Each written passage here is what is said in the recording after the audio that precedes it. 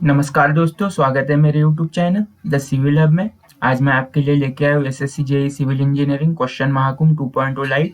अब की बार एसएससी जेई पार सेशन 2019-2020 जो कि जरूरी है all SSC JE state PSU AE WRD and जो कि सिविल इंजीनियरिंग से रिलेटेड जो भी गवर्नमेंट एग्जाम है उसके लिए। अब की बार एसएससी जेई पार question Mahakumbh 2.0 live technical miss question most expected question set number 3। तो चलिए आज का सेट चालू करते हैं। तो क्वेश्चन है, a soil has a liquid limit of 45% and lies above the A line when plotted on the plasticity chart the group symbol of the soil as per classification. एक सॉइल है, उसका liquid limit है 45%, वो ए line के above में लाई कर रहा है। प्लास्टिसिटी चार्ट में जो अपना प्लास्टिसिटी चार्ट है वो ए लाइन रहती है, उसके अबव में अपनी लिक्विड लिमिट लाई करती है। तो अपने को सिंबल बताना है कि यानी कौन सा सिंबल अपन उसको देंगे। तो ऑप्शन ए है CH, ऑप्शन बी है CI, ऑप्शन सी है CL, ऑप्शन डी है MI। तो जो जनरली सिंबल देते हैं इन केस में, इस दिस केस में तो वो देते हैं CI। तो इसका करेक्ट ऑप्शन बन जाएगा option number B. Then next question है, the thickness of the flange of the T beam of a rib slab is assumed as. जो थिकनेस होती है flange of the T beam की in case of the rib slab, वो क्या assume करते हैं। Option A है half of the thickness of the rib, option B है thickness of the concrete topping, option C है depth of the rib end option D है width of the beam. तो जो thickness of the flange of the T beam रहती है of the rib slab, उसको अपन generally assume करते हैं thickness of the concrete of topping. तो इसका करेक्ट ऑप्शन बन जाएगा option number B. Then next question है, total number of elastic constant of an isotropic material are. तो जो आइसोट्रोपिक मटेरियल रहते हैं उसमें अपने को total number of elastic constant बताने हैं। तो उसके ऑप्शन है क्या 2 रहते हैं, क्या 3 रहते हैं, क्या 4 रहते हैं, और ऑप्शन डी है 5। तो जो total number of elastic constant रहते हैं आइसोट्रोपिक मटेरियल में वो रहते हैं जनरली 2। तो इसका करेक्ट ऑप्शन बन जाएगा option number A. Then next question है, the steepness of the spring is. जो स्टीपनेस ऑफ द स्प्रिंग रहता है वो क्या रहता है। तो ऑप्शन है load per coil of the spring, option B है load required to produce unit deflection, option C है load required to compress the spring up to shearing proportional limit, या ऑप्शन डी है the load required for breaking the spring. तो जो steepness of the spring रहता है वो रहता है load required to produce unit deflection. तो इसका करेक्ट ऑप्शन हो जाएगा ऑप्शन नंबर बी। यहाँ पे गलती होगी, यहाँ पे सी दिया है, तो इसका करेक्ट ऑप्शन है option number B. The steepness of the spring is load required to produce unit deflection. Then next question है, अब की बार एसएससी जेई पार क्वेश्चन महाकुंभ 2.0 लाइट। जल्दी से जल्दी क्वेश्चन महाकुंभ में डुबकी लगाइए, चैनल को शेयर कीजिए, सब्सक्राइब कीजिए। देन नेक्स्ट क्वेश्चन है, creep of the material is. Creep क्या है। ऑप्शन ए है not being ductile, option B है to become the brittle and option C है disappearance of deformation on the removal of the load and option D है continue deformation with the time under sustain loading. तो generally creep जो होता है वो होता है साइक्लिक लोडिंग लगती है उसके ऊपर में with respect to the time. Means अपन बोल सकते हैं कि यानी continue deformation with the time under sustain loading. तो इसका करेक्ट ऑप्शन बन जाएगा option number D, that is the creep of the material is continue deformation with time under sustain loading. Then next question है, the compressive strength of the common brick should not be less than. जो compressive strength of the common bricks रहती है वो किससे कम नहीं होनी चाहिए। तो इसका ऑप्शन ए है 3.5 newton per mm square, option B है 5.5 Newton per mm square, option C है 7.5 Newton per mm square, option D है 10.5 न्यूटन पर mm स्क्वायर। तो जो compressive strength of the common bricks रहती है वो should not be less than 3.5 newton per mm square से कम नहीं होनी चाहिए, यानी उससे ज्यादा हुई तो चलता है बट वो कम नहीं होनी चाहिए। तो इसका करेक्ट ऑप्शन बन जाएगा option number A, that is 3.5 newton per mm square. Then next question है which of the following is relatively ductile material. Option दिए गए 4, उसमें से बताना है कि रिलेटिवली डक्टाइल मटेरियल कौन सा है। ऑप्शन ए है high carbon steel, option B है ब्रॉन्ज, ऑप्शन सी है steel mild steel and option D है कास्ट आयरन। तो जो रिलेटिवली डक्टाइल मटेरियल है अपन ने जहां तक के पढ़ा है स्टील स्ट्रक्चर या स्ट्रेंथ ऑफ मटेरियल, तो जो माइल्ड स्टील रहता है वो सबसे ज्यादा डक्टाइल मटेरियल रहता है। तो इसका करेक्ट ऑप्शन रहेगा option number C, that is the mild steel is relatively ductile material. Then next question, a beam is supported over a 3 roller laying in a plane, the beam is stable for। एक beam है जो उसके 3 roller support है वहाँ पे ले कर रहा है in the same plane, the beam is stable for, अपने को कंडीशन बतानी है कि यानी किस कंडीशन पे वो स्टेबल रहेंगे। तो जो ऑप्शन ए है loading with no component perpendicular to the direction of beam, option B है only when the no load except self weight acts, option C है loading with the no component in the direction of the beam, and option D है any general loading. तो जो beam रहता है supported over 3 roller laying in the same plane beam is stable for, तो वो stable रहता है loading with the no component in the direction of beam. तो इसका करेक्ट ऑप्शन बन जाएगा option number C. Then next question, तो यहाँ पे ये ऑप्शन ये गलत है, तो यहाँ पे इसका करेक्ट ऑप्शन बन जाएगा option number C. Then next question है the resistance of an aggregate to the effect of hydration of cement and weather is called as, जो रेजिस्टेंस रहता है of an aggregate to the effect of hydration and cement, उसको क्या बोलते हैं? क्या option A है इम्पैक्ट वैल्यू, ऑप्शन बी है साउंडनेस, ऑप्शन सी है क्रशिंग स्ट्रेंथ, ऑप्शन डी है एब्रेजन वैल्यू। तो जो रेजिस्टेंस रहता है एग्रीगेट में उसको अपन जनरली बोलते हैं एब्रेजन रेजिस्टेंस। तो इसका करेक्ट ऑप्शन बन जाएगा option number D. So the next question है under which condition the highest water cement ratio is used. आपको कंडीशन बतानी है कि हाईएस्ट वाटर सीमेंट रेशियो कब यूज होता है। ऑप्शन ए है heavy section such as pier foundation etc exposed to the alternate wetting and drying, option B है heavy sections such as piers, foundation etc protected against rain and frost, option B है hydraulic structure exposed to the rain and slow, option D है light structural members exposed to the alternate wetting and drying। तो जो highest water cement ratio use होता है वो generally in case use होता है heavy section such as pier foundation etc exposed to the alternate wetting and drying। तो इसका correct option बन जाएगा option number A. Then next question है Snowcem is, Snowcem क्या है? Option A coloured cement, option B powdered lime, option C है chalk powder and option D है mixture of chalk powder and lime. तो जो snow Sen होता है generally वो होता है जनरली कलर्ड सीमेंट। तो इसका ऑप्शन बन जाएगा ऑप्शन नंबर ए। अब की बार एसएससी जेईई पार क्वेश्चन महाकुंभ 2.0 लाइव चल रहा है, तो जल्दी से जल्दी शेयर कीजिए, सब्सक्राइब कीजिए एंड लाइक कीजिए। The next question है in a singly reinforced beam if the concrete is stretched to its allowable limit earlier than the steel the section is stretched to। Question ये बोल रहा है कि एक सिंगली रेनफोर्स्ड बीम है तो जो कंक्रीट है वो स्टील से पहले फेल हो रहा है, यानी जो कंक्रीट है वो जल्दी फेल हो रहा है एज कम्पेयर टू स्टील। तो वो सेक्शन को कौन सा सेक्शन बोलेंगे? या इकोनॉमिकल सेक्शन बोलेंगे, ओवर रेनफोर्स बोलेंगे, या फिर बैलेंस बोलेंगे, या फिर अंडर रेनफोर्स बोलेंगे। तो जो अपना कंक्रीट है वो जल्दी फेल हो रहा है, यानी कंक्रीट कम है एज कम्पेयर टू स्टील, यानी स्टील ज्यादा है, तो उसको बोलेंगे ओवर रेनफोर्स सेक्शन। तो इसका करेक्ट ऑप्शन बन जाएगा option number B. Then next question है in order to determine the allowable stress in the axial compression the Indian Standard Institution has adopted।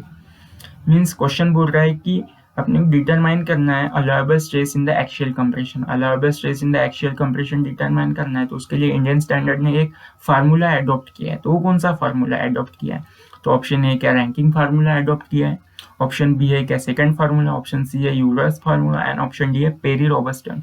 तो जो allowable stress in the axial compression determine करने के लिए Indian standard ने second formula adopt किया है। तो इसका करेक्ट ऑप्शन बन जाएगा option number B. Then next question है the sag tie in the truss is mainly use to reduce. जो सैग टाई यूज होती है ट्रस में वो किस लिए यूज होती है? To reduce the moment and deflection, option B है to reduce the tension, option D है, ऑप्शन सी है to reduce the weight of the truss and option D है to reduce the compression। तो जो sag tie use होती है generally truss में वो यूज टू रिड्यूस होती है weight of the truss। तो इसका करेक्ट ऑप्शन बन जाएगा option number C. Then next question है the actual thickness of the butt weld when compared with the thickness of the plate। जो अपने को एक्चुअल थिकनेस बतानी है बट वेल्ड की जब उसको कंपेयर करते with the thickness of the plate, तो जो थिकनेस ऑफ द प्लेट से वो क्या लेस रहती है या फिर मोर या लेस रहती है, ऑप्शन डी है, क्या ज्यादा रहती है, ऑप्शन डी है, क्या उसके बराबर रहती है। तो जो actual thickness of the butt weld होती है when compared with the thickness of the plate वो जनरली रहती है लेस, तो उसको अपन कम अज्यूम करते हैं। तो इसका करेक्ट ऑप्शन बन जाएगा option number A. Then next question है बहुत बार पूछा जाता है एग्जाम में, कई एसएससी जेईई बोर्ड से स्टेट के एग्जाम में पूछा जाता है which stone is suitable for the damp proofing work. Damp proofing work के लिए इनमें से कौन सा स्टोन यूज किया जाता है? तो ऑप्शन ए है स्लेट, ऑप्शन बी है मार्बल, ऑप्शन सी है लैटेराइट, ऑप्शन डी है ग्रेनाइट। तो जो डीपीसी वर्क के लिए जनरली अपन स्टोन यूज करते हैं वो जनरली यूज करते हैं स्लेट। तो इसका करेक्ट ऑप्शन बन जाएगा option number A. Then next question है, a simply supported beam carrying uniformly distributed load will be shape in the deflection if the ratio of its span and depth is। एक simply supported beam है, UDL carry कर रहा है, तो shape in deflection कब होगा, जब उसका span by depth less than 24 रहेगा, ग्रेटर देन 19, लेस देन 19 या फिर ग्रेटर देन 24। तो जब सिंपली सपोर्टेड बीम है, यूडीएल कैरी कर रहा है, शेप इन डिफ्लेक्शन जब रहेगा जब उसका स्पैन बाय डेप्थ रेशियो रहेगा लेस देन 19। तो इसका करेक्ट ऑप्शन बन जाएगा option number C. Then next question है, tacking rivet in the compression plate expose to the weather have pitch not exceeding. तो जो टैकिंग ऑफ द रिवेट है compression plate expose to the weather है और उसका pitch 200 mm से exceed नहीं करना चाहिए और 16 times of the thickness of the outside plate से एक्सीड नहीं करना चाहिए। तो इसका करेक्ट ऑप्शन बन जाएगा ऑप्शन नंबर बी, जो कि tacking of the rivet in the compression plate not expose to the weather, pitch is not exceeding 16 times the thickness of outside plate and or 200 mm। Then next question है, the depth of the section of the upper column is much smaller than the lower column। जो depth of the upper column है वो कम है as compared to the lower column। In that case which condition we preferred, bearing plates are provided with the column splice। Option B है filler and bearing plates are provided with the column splice। Option C है filler plates, क्या सिर्फ filler plate provide करेंगे column splice के साथ, या फिर filler plate भी नहीं और फिर नॉन बेयरिंग प्लेट भी नहीं। तो इसका करेक्ट ऑप्शन हो जाएगा जब ऐसी कंडीशन आती है जब depth of the upper column कम रहती है लोअर कॉलम से, in that case filler and bearing plates are provided with the column splice. अपन फिलर प्लेट भी प्रोवाइड करते हैं और बेयरिंग प्लेट भी प्रोवाइड करते हैं। देन नेक्स्ट क्वेश्चन, इसका करेक्ट ऑप्शन बन जाएगा option number B. Next question है अपना, with the increase in the temperature the velocity and the air of the water varies as। जो increase in temperature करते हैं तो viscosity of the air and water कैसे रहता है, क्या एयर की बढ़ती है वाटर की बढ़ती है विस्कोसिटी टेम्परेचर के साथ, या फिर दोनों की बढ़ती है, या फिर एक की कम होती है एक की ज़्यादा होती है, या फिर दोनों की कम होती है। तो जो viscosity of the air increases and viscosity of the water decreases. जब टेम्परेचर बढ़ाते हैं तब विस्कोसिटी ऑफ द एयर बढ़ती है और विस्कोसिटी ऑफ द वाटर कम हो जाती है। तो इसका करेक्ट ऑप्शन बन जाएगा option number A. Then next question है, web crippling in the beam generally occurs at the point where. जो वेब क्रिपलिंग होती है बीम्स में वो जनरली किस वजह से होती है, तो ऑप्शन है कॉन्सेंट्रेटेड लोड एक्ट होने की वजह से, या फिर ऑप्शन बी है बेंडिंग मोमेंट, जब बेंडिंग मोमेंट मैक्सिमम रहता है तब, या ऑप्शन सी है शियर फोर्स इज मैक्सिमम, जब शियर फोर्स मैक्सिमम रहता है तब, या फिर ऑप्शन डी है डिप्लेक्शन इज मैक्सिमम, जब डिप्लेक्शन मैक्सिमम रहता है। तो जो web crippling in the beam generally occurs होती है point where concentrated loads act or the point load is act। तो इसका करेक्ट ऑप्शन बन जाएगा option number A. Then next question है, the minimum thickness of the plates used in the press steel tanks. जो press steel tank रहते हैं तो उसमें मिनिमम थिकनेस कितनी यूज करते हैं, ऑप्शन है 4 mm, option B 5, option C 6 mm, D है 3 mm। तो जो प्रेस स्टील टैंक रहती है वो जनरली प्रेस स्टील से बनती है, उसमें जनरली 3, 5, 6, 8 mm के अपन बोल्टिंग डायमेंशन टैंक के लिए यूज करते हैं in the multiple of 1.25 mm। तो सबसे कम यूज करते हैं डायमेंशन वो रहता है 3 mm। तो इसका करेक्ट ऑप्शन बन जाएगा option number D. Then next question है, column splices is use to increase. जो कॉलम स्प्लाइसेस रहते हैं वो क्यों यूज करते हैं, तो ऑप्शन ए है to increase the strength of the column, option B है to increase the rigidity of the column, या फिर ऑप्शन सी है to increase the cross sectional area of the column, या फिर ऑप्शन डी है to increase the length of the column. तो जो column splices use करते हैं जनरली अपन to increase the length of the column. तो इसका करेक्ट ऑप्शन बन जाएगा option number D. Then next question है, the percentage of the carbon increases carbon in the steel decreases. जब अपन स्टील में कार्बन के परसेंटेज बढ़ा देते हैं तो क्या डिक्रीज होता है, क्या उसकी हार्डनेस या फिर डक्टिलिटी या फिर स्ट्रेंथ या फिर ब्रिटलनेस। तो जो percentage increase in the carbon of the steel decreases is ductility. तो इसका करेक्ट ऑप्शन हो जाएगा option number B. Then next question है, the process of providing the smooth face and the regular face to the stone. उसको क्या बोलते हैं, smooth and regular face अपन प्रोवाइड करते हैं स्टोन को, उसको क्या बोलते हैं, क्या क्वेरिंग बोलते हैं, या फिर सीजनिंग बोलते हैं, या पिचिंग बोलते हैं, ड्रेसिंग बोलते हैं। तो उसको अपन बोलते हैं dressing. The process of providing smooth and regular face to the stone is known as dressing. तो इसका करेक्ट ऑप्शन बन जाएगा option number D. Then next question है, the buckling of the sand occurs due to. जो buckling रहती है sand में वो किस वजह से होती है, फाइन एग्रीगेट में जनरली बकलिंग किस वजह से होती है। तो ऑप्शन ए है क्या एयर वॉइड्स की वजह से, ऑप्शन बी है moisture in the void, option C है सरफेस टेंशन और ऑप्शन डी है कैपिलरी एक्शन। तो जनरली the bulking of the sand occurs due to capillary action, जो कैपिलरी एक्शन होता है उसकी वजह से बल्किंग ऑफ द सैंड होता है। इसका करेक्ट ऑप्शन बन जाएगा option number D. Then next question है the total depreciation during first 5 years of the cement concrete structure. जो टोटल डिप्रिसिएशन रहता है during first 5 years cement concrete structure में वो कितना रहता है? तो ऑप्शन ए है क्या 0%, ऑप्शन बी है 0.5%, ऑप्शन सी है 1%, ऑप्शन डी है 2%। तो जो टोटल डिप्रिसिएशन लेते हैं ड्यूरिंग द फर्स्ट 5 years वो लेते हैं 0%। देन नेक्स्ट क्वेश्चन है partial factor of safety on the steel structure is. जो पार्शियल सेफ्टी फैक्टर लेते हैं इन द स्टील स्ट्रक्चर वो कितना लेते हैं स्टील में? ऑप्शन ए है 1.67, ऑप्शन बी है 1.15, ऑप्शन सी है 1.77, ऑप्शन डी है 1. तो जो पार्शियल फैक्टर ऑफ सेफ्टी लेते हैं स्टील के लिए वो जनरली लेते हैं 1.15। तो इसका करेक्ट ऑप्शन बन जाएगा option number B. The next question है when a load is exerted or the transport from the one surface to the another in contact the stresses is known as। जब load exerted होता है from one surface to the another surface तो उस stresses को क्या बोलते हैं? क्या उसको बेरिंग स्ट्रेस बोलते हैं या फिर शेयर स्ट्रेस बोलते हैं या बेंडिंग स्ट्रेस, डायरेक्ट स्ट्रेस? तो उसको बोलते हैं अपन बेरिंग स्ट्रेस। तो देखो दो सरफेस है उनमें एक्सर्शन हो रहा है तो उसको अपन बेरिंग ही बोलेंगे ना, कि यानी बियर हो रहा है वो दोनों में एक दूसरे को कांटेक्ट में लेके आ रहे हैं तो उसको बोलेंगे बेरिंग। तो इसका करेक्ट ऑप्शन बन जाएगा ऑप्शन नंबर ए।